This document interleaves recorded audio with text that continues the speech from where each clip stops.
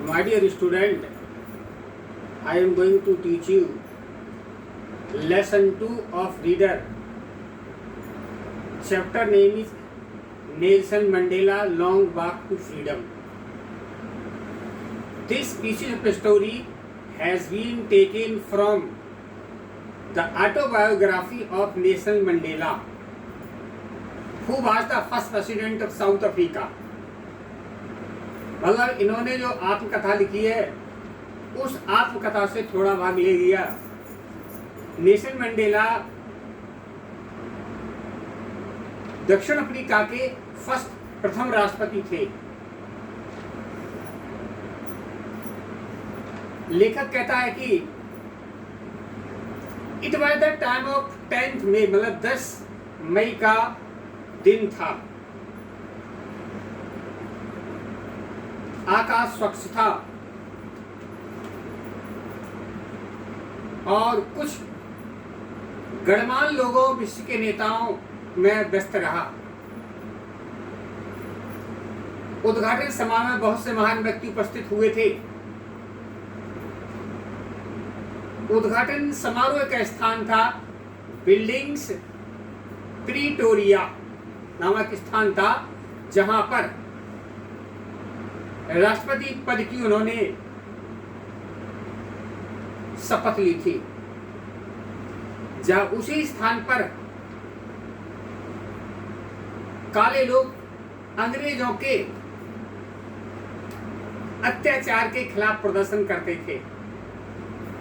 राष्ट्रपति ने जब शपथ ली, उस समय उनकी बेटी जेनानी उनके साथ थी। तो सर्वप्रथम शपथ वहां के प्रथम उपराष्ट्रपति डी क्लार्क, उन्हें सबसे पहले शपथ दिलाई गई। वहां स्टेज पर बहुत से गणमान्य व्यक्ति बैठे हुए थे। उपस्थित होकर के वो स्वतंत्रता को वैभव प्रदान कर रहे थे।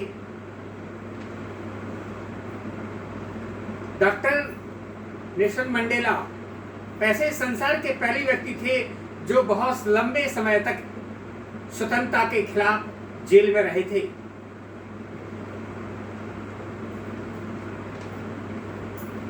जब वहां पर गोरे कालों की प्रथा समाप्त हो गई, तो उन्होंने प्रथम राष्ट्रपति पद की शपथ ली।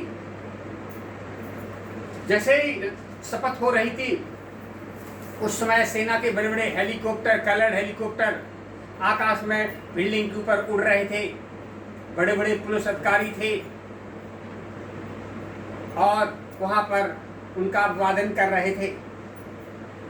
उनके शपथ के समय 2 राष्ट्रगान गाए जाने थे। पहले गोरे लोगों का निकोसी सिकिल एयर अफ्रीका, और काले लोगों का गीत था डाई स्ट्रीम, जो पुराना गीत था। दोनों ने अलग अलग शपथ के समय गीत गाया। उद्घाटन समारोह के दिन 20वीं शताब्दी का प्रथम दशक ऐसा था कि जहां दोनों लोग इकट्ठे हुए थे। राष्ट्रपति ने बहुत अथक प्रयास के बाद यह कार्य पूरा किया था। जब उन्होंने यह संघर्ष किया, उसमें बड़े बड़े लोगों ने अपने प्राणों की बलिदान दिया। तो राष्ट्रपति ने शपथ लेने के पश्चात अपने साथियों को धन्यवाद दिया। उनके साथी थे Oliver Tambo, Walter Sisulu, chief Luthuli, Yusuf Dadoo, Bram Fischer, Robert Sobukwe इत्यादि थे। उसमें अफ्रीका में रंग नीति के खिलाफ वह बराबर लड़ रहे थे। ऐसे लोगों ने अपने जानों को, प्राणों का बलिदान कर दिया कि ये सब प्रथा समाप्त हो जाए। उन्होंने अपने साथियों को धन्यवाद दिया कि हम लोगों ने इस स्वतंत्रता संग्राम में बहुत कष्ट सहे, कई साल जेलों तक रहे। क्योंकि मनुष्य के जीवन के 2 कर्तव्य हैं। पहला कर्तव्य अपने परिवार के प्रति, दूसरा कर्तव्य समाज और देश के प्रेम के प्रति। यहाँ तक कि खैर वो सबसे कठिन समय था। मेरे विश्वासपात्र मित्र उन्होंने हमें सीमाओं के अंदर ढकेल दिया था और मानवता ने वो झलक देखी है, मैं संघर्ष करता रहा, लेकिन मनुष्य की अच्छाई एक ज्योति है जिसे छिपाया नहीं जा सकता, ना जिसे कभी दबाया जा सकता। इसलिए मैं आज आज़ाद होने की भूख लेकर पैदा नहीं हुआ था, मैं तो आज़ाद पैदा हुआ था। मेरे परिवार के लोग भी इन प्रतनता की जंजीरों से जकड़े हुए थे, तभी मैंने स्वतंत्रता संग्राम में भाग लिया। सबसे पहले मैंने दक्षिण अफ्रीका की नेशनल कांग्रेस को ज्वाइन किया और इस स्वतंत्रता संग्राम में कूद पड़ा, और मैं एक भयभीत नवयुवक को एक साहसी व्यक्ति के रूप में बदल दिया और एक कानून से जुड़े मानववादी अपराधी में से परिवर्तित कर दिया। मुझे पता था कि जब मैं आंदोलन करूंगा तो इसमें हो सकता है मैं मारा भी जा सकता हूँ। मुझे बहुत कष्ट जेल में डाल के दिया गया, फिर भी मैं अपने रास्ते पर अड़ग रहा। अंत में मेरी जीत हुई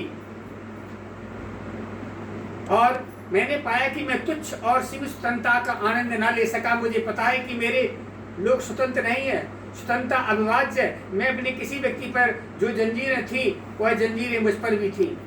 मुझे पता था कि दमनकर्ता स्वतंत्र होना चाहिए, उतना ही स्वतंत्र जितना कि पीड़ित स्वतंत्रता होना चाहिए। एक व्यक्ति जो दूसरे व्यक्ति के स्वतंत्रता छीन लेता है वो घृणा का पात्र होता है और पूर्वग्रह संकीर्ण मानसिकता की सलाखों के पीछे कैद है। मैं सही रूप से स्वतंत्र नहीं हूँ। यदि मैं किसी दूसरों की स्वतंत्रता छीन लेता हूँ, मैं उसी तरह भी स्वतंत्र नहीं हूँ। मेरी स्वतंत्रता मुझसे छीनी जाती है। दमनकर्ता और पीड़ितकर्ता दोनों मानवता के एक समान लुटेरे हैं। तो इस लेसन का ये समरी है। आज आपको संविधान से पढ़नी है ताकि इसके आप शॉर्ट क्वेश्चन हल कर सकते हैं। कल से मैं एक एक पैराग्राफ पढ़ाऊंगा और आज मैं कुछ मीनिंग डालूंगा, वो आपको अपनी कॉपी में नोट करने हैं।